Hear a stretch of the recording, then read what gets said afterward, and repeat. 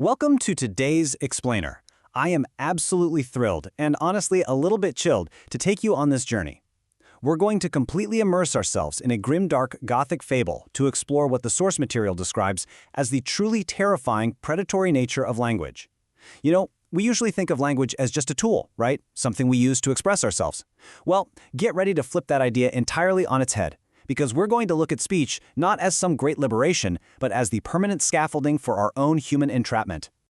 We drop right into the middle of a tragic, ultimate confrontation between a fragile bard and a cosmic entity known as the Shadow Griffin. Picture this vivid scene. The bard is standing there, his fingers literally frozen into the wood of his instrument. He whispers, "You have arrived at last, O unwritten noun." He asks the creature why its shadow weighs more than the entire history of his village. It's an incredibly visceral opening that immediately sets the stakes. We aren't just talking about words on a page here. We're witnessing a final, tragic confrontation of souls. So, let's dive into this central conflict. It's the comforting delusion that we, as human beings, command language, pitted against the grim reality that language is actually an active vacancy deliberately constructing itself around us. The source material frames this as a clash between our desperate need for human expression and the terrifying void of language itself. We love to think we are the masters of our dictionaries, but what if the dictionary is actually a cage we've unwittingly built for ourselves? Part 1. The Dialogue of the Void. In this Fichtean clash, where the self violently meets the not-self, we see a stark, terrifying contrast. On one side, you have the bard, grasping at fragile hope, whose very identity is fraying. The text describes him as unraveling into repressed phonological events. He thought he was just singing metaphors about a cage. On the other side, you have the Shadow Griffin in absolute silence. It doesn't cast a normal shadow, it casts an active performance of vacancy. It is the absolute sentinel of structural finality. And the Griffin makes it clear, the cage was never a metaphor. And how exactly does this creature communicate? Well, definitely not with air or breath. It vibrates with a terrifying frequency, known as the philological void. This vibration literally emanates from the rotting roots of every verb the bard has ever sung. It's a brilliant, completely horrifying concept. It proves that the mother tongue we trust so deeply is actually a traitor, just waiting to trigger our total estrangement from reality. The griffin isn't just some monster lurking in the dark. It warns the bard, "I am the grammar that has finished its meal.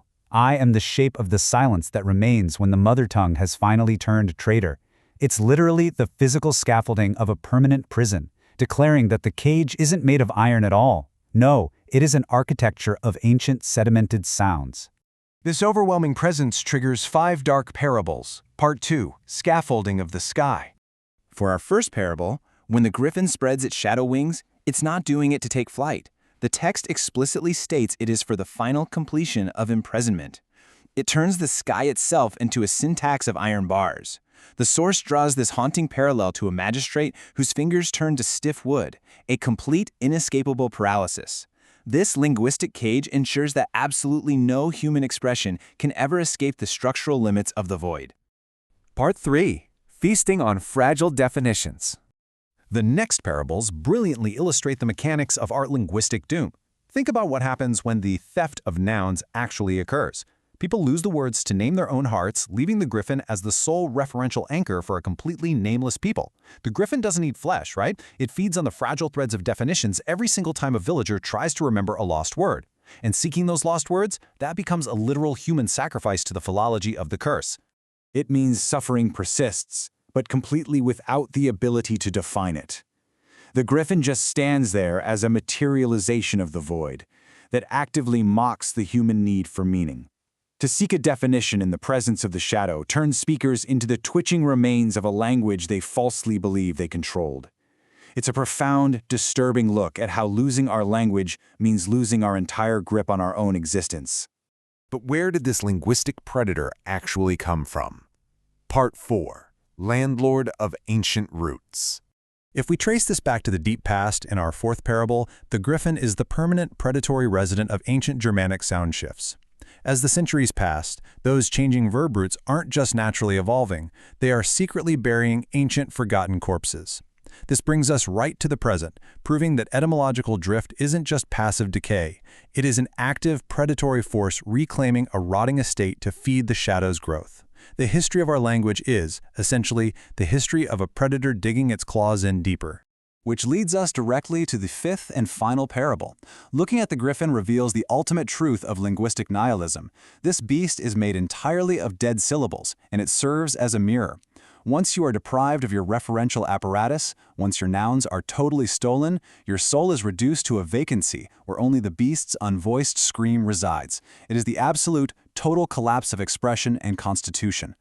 This brings us to the chilling philosophical diatribe of the text. Part 5. Anatomy of Linguistic Predation.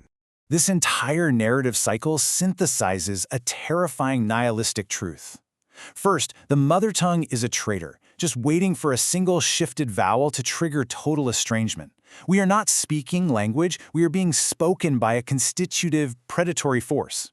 Our very human anatomy is used merely as a resonance chamber for its eternal, silent performance.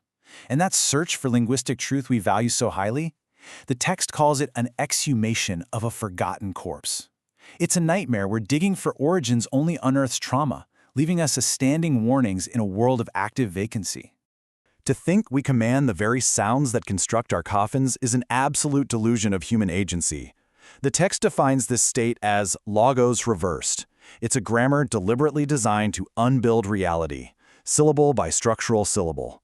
We are trapped in what the author terms a grammar of the uncanny, where everything familiar is merely a mask for the monstrous, and the terrible quiet that follows is the only truth language ever intended to tell. Which brings us to the end of our dark fable today. I want to leave you with this final, haunting reality to ponder. Look to your tongue. Is it a bridge connecting you to the world, or is it the primary architecture of your cage? The shadow griffin is already sharpening its feathers on your silence. So, are you truly speaking right now, or are you just building your own prison?